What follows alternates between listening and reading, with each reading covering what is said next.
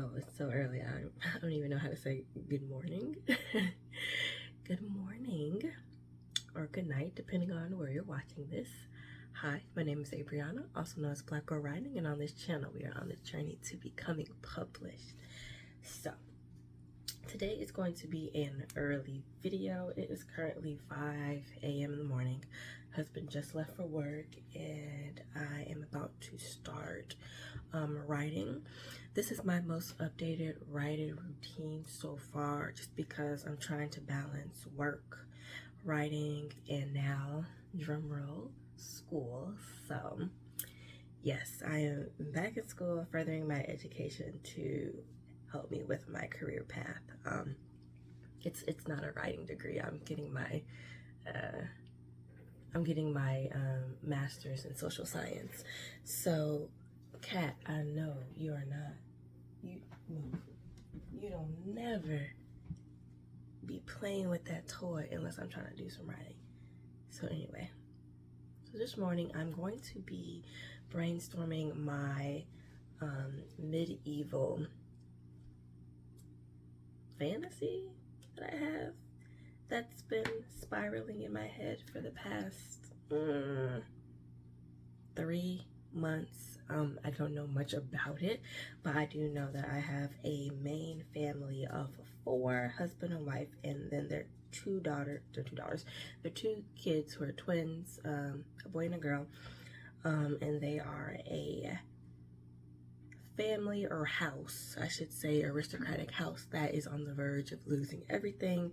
So anyway, I'm gonna just be jotting down everything that I am thinking of about this story in my new little mini happy planner, because you know I had to have a happy planner for this, and it's a notebook as well. See, I always was like jotting down some stuff in my other notebook that I wanted to put in here. So it's the same like lined or dotted paper, and it has like the little 3 little distinction marks. So we're gonna get started with that, and then from there I'm gonna move on and do some corrections for my manuscript. Also, update, I sent my outline to my alpha reader over the weekend. It was like Friday the 9th. I think it was the 19th, and then I got my results back from her suggestions yesterday, and I reread them. We talked about it. We talked more about the world, and I explained things that were happening, so it made more sense to her. We talked about my overarching theme, and then how to splinter that off and stuff. So it's been really, really good work. But I haven't done like any like writing. And like I said, I'm trying to get my writing life together, and in the morning it's like really quiet. Like I said, it's 5 a.m. and I plan on writing until 7 a.m. So a good 2 hours. And then that's really gonna be this video for today. So get your water and light your candles, and we will get started. Okay, I figured now would be a good time as ever to go through my characters that I have chosen. So this guy is going to be the father of the group. His name is going to be Emeka the second, because his grandfather, well, his father, psych boy, his father would be Emeka the first. Maybe he should be like the third. Maybe it's like a more long line. So anyway, this is the main guy. This is the dad. His name is Emeka the something. I'll probably make him the third.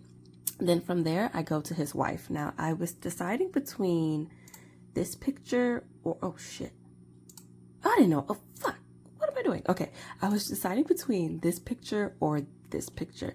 Now, his wife is 10 years older than him for a fact. So I have Emeka around 35, 37, and his wife is 47-ish, so a good 10 years older. I'm thinking I'll probably go more with her. She looks a little bit more youthful than her. Sorry. So here we go. Sorry. Yes, delete. This is Emeka's wife. I thought I wanted her name to be Hadija, but I think I changed it. So it's not going to be that. I got to figure out something that matches her face. Now going on to the twins. So I was deciding between him and him for being Emeka, the junior of whatever fucking line, because I'm trying to figure out what the dad is. But between these two boys, I think I was going more on the lines of him. And as you can see, I'm using Art Breeder from Pinterest, except for the dad's picture, obviously. But the rest are from Art Breeder from Pinterest. So I was deciding between these two because I want them to match his twin sister. So here we go. Here I am deciding. I'm more going towards this picture, and I think these are the same pictures, just tweaked a little bit, and I just find that so fascinating because it's like a whole new character. So I know for a fact I want this young woman to be the twin sister, and her name is Imani. Imani with an E, period. So you're kind of out of it, sorry. And then we go from Imani to matching off who would more likely be her twin brother. And Imani's older by like 3 minutes, so I made it the opposite of me. So I'm thinking, hold on, I think I want to, one thought. Okay, I'm back. I thought I wanted to use a different character. Okay, so previously I was using this. This kind of looks like a cool ass family tree, but anyway. So previously I had these two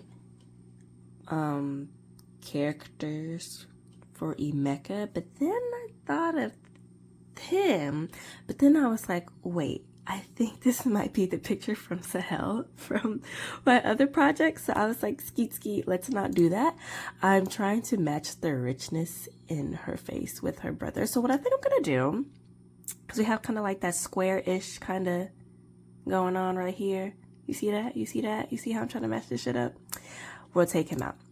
Okay, so here we have our main family. Ta-da! I think that's about it. I just have them in their own folder, and then I'll probably just write a little bit about them, and then we'll get started on our manuscript.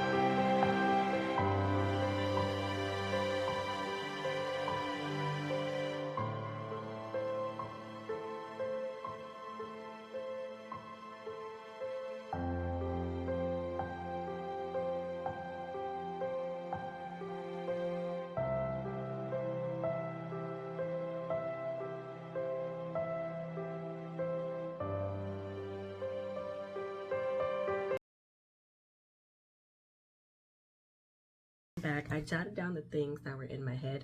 That's a lie. I forgot one thing. Like I said, it is a medieval project ish, right? from my medieval standpoint. The idea is a wealthy family is on the brink of losing everything until they decide to let their family secret out, which they have been hiding for, let's say, about 100 years. I feel like that makes it a little bit more interesting, right? I say that because, like I said before, the family saying is everyone must sacrifice to be a part of this family.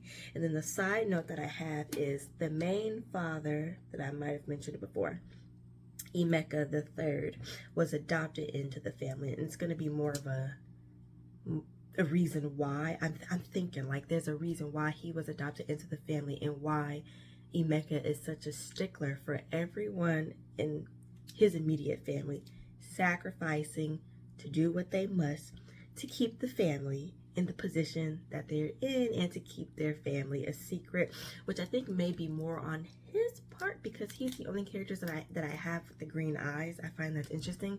Might want to work with that. But like I said before, this is really his daughter's story and the dynamic they have, and just the manipulation of it all. That's what I'm feeling, what I'm going for. Sorry, I'm trying to highlight this because I like colors. What I got.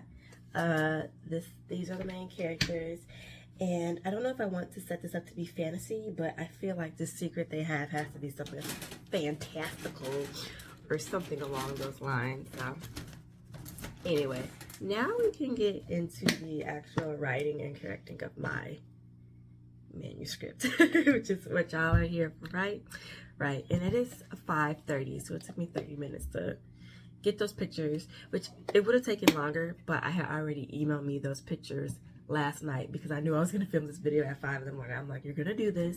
Got to get some content out, and I got to get this out of my head, so I feel good about myself. So yeah. Right now, I find myself wanting to tweak the beginning so bad, but I don't know how. I'm starting off this chapter with the overlapping of the world with what the Demented are doing now and what the Minor King has enacted. I'm talking about how they're treating the people with magic, but I think because one of my corrections or suggestions was to show and not tell, and right now I'm telling you guys more of the backstory, and I feel maybe it would be better if it was an active scene, because it's an active scene. Like Roz is going out. You know what I might do? I might just start with the conversation that he and Enzo are having while he's doing the things he is doing, while he is searching out the Demented, and then from there, the conversation that Enzo and Roz has. Then I can dive more into what's been going on over the past couple of years in the city and why he feels the need to do what he gotta do. I feel like that's a little bit more better than saying they call themselves the Demented. I mean, it sounds really cool, but I feel like I want to start off this with something else. So that's what I'm gonna do. That's what I'm gonna do for chapter 1. Okay, I am back. It is now 6:54, almost 7, so I'm gonna start to wrap it up here so I can get ready to go to work, get there early.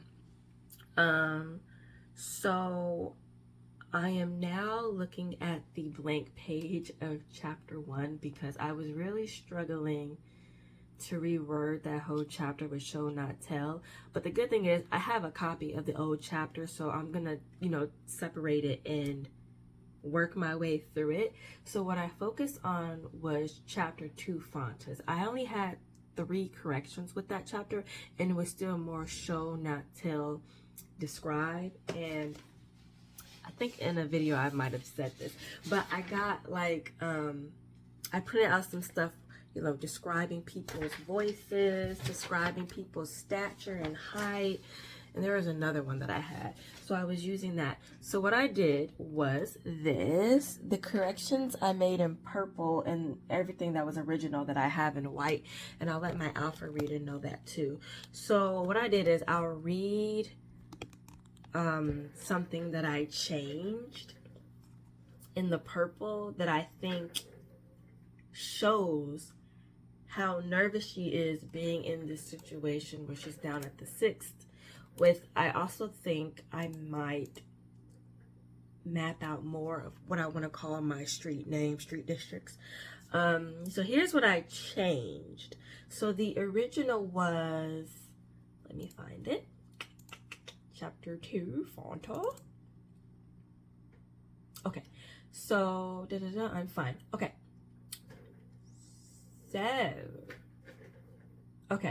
so I put playing with my original, playing with my now empty purse of money is all I can do to keep my composure. I shouldn't be here. I don't belong here. And I know my appearance has to be obvious to the residents that live here in the 6th. Cat, if you don't stop messing with that damn toy, you'll never be messing with that. So I'm trying to describe she was nervous, and she highlighted this. And another thing she highlighted was, with broad shoulders and an even broader personality, describe how I was scared of her.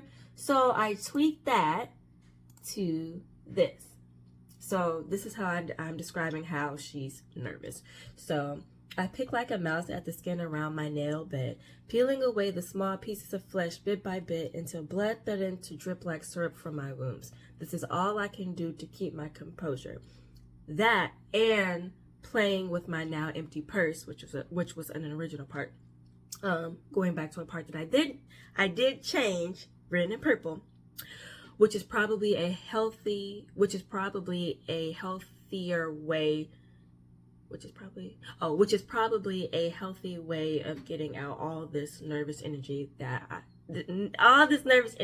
have. Goddamn, it's too early still. So that was me now describing how nervous she is, because she's picking at the skin around her nail bed until it like threatens to bleed and all that shit. And I said picking away at the flesh. I mean, I guess that technically is flesh, but skin. So then going back, this is how I reworded describing how she was more nervous of the madam. So it starts off with the original statement from the madam, why so nervous? So then I changed it to this. Why so nervous? Asked the madam. The coarseness of her voice sent uncomfortable ripples down my spine. She was an impressive stature of a woman.